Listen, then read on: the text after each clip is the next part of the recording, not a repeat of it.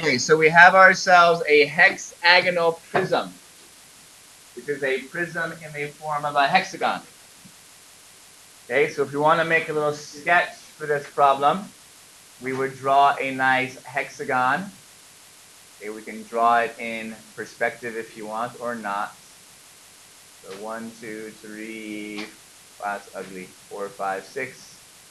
We make it a prism by, of course, dropping down some vertical sides.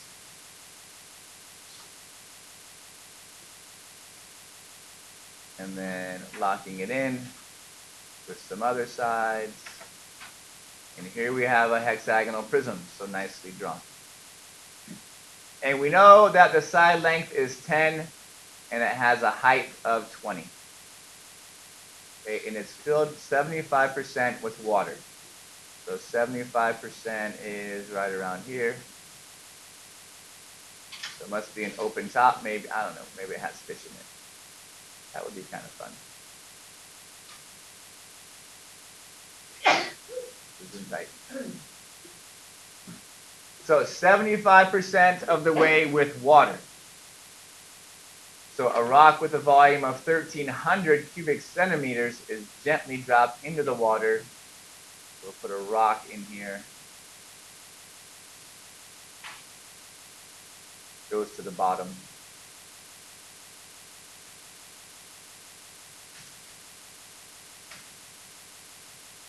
Does the water overflow is the question. So this is a question of volume. You have an initial volume of water, right? We have the volume of the prism, the total volume.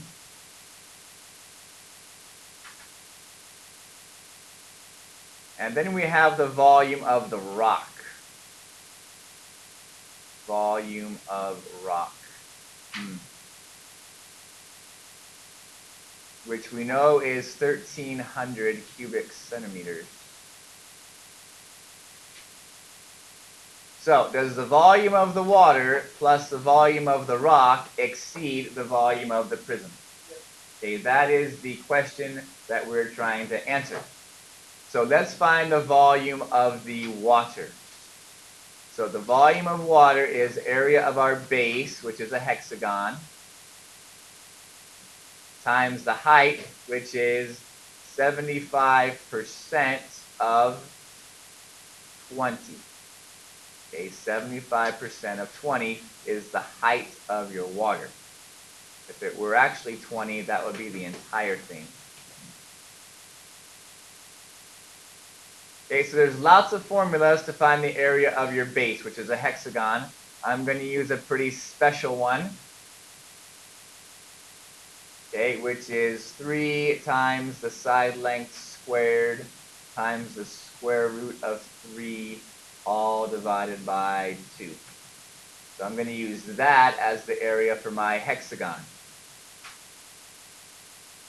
Times 75% of 20, which is 15. Right? 15 times 3/4 is 15. And when I type all that into my calculator, I get is 3,897.114. So that is the volume of my water, 3,897.114. Okay, and now I can find the area of your total prism. So once again, I'm going to use the same formula right here, this one, as the area of my base. And I'm going to times that by 20. So let's see. My calculator says this is 5,196.152. So if I take this pink volume and I add it to this non-pink volume, 3,897.114 plus 1,300, I get 5,197.114. So it looks like, in fact, since this is a 97, is my, sorry, this is the total. If I add these two things together, I get 5197, and I have a 5196. So it looks like about 1 cubic centimeter will overflow. Now, depending on how much you know about physics and the tensile strength of water, and if this is a glass versus a plastic thing, this probably is actually not going to overflow. But yes, the volume of the water plus the rock is in fact more than the volume of the total prism. So hypothetically speaking, this would in fact overflow.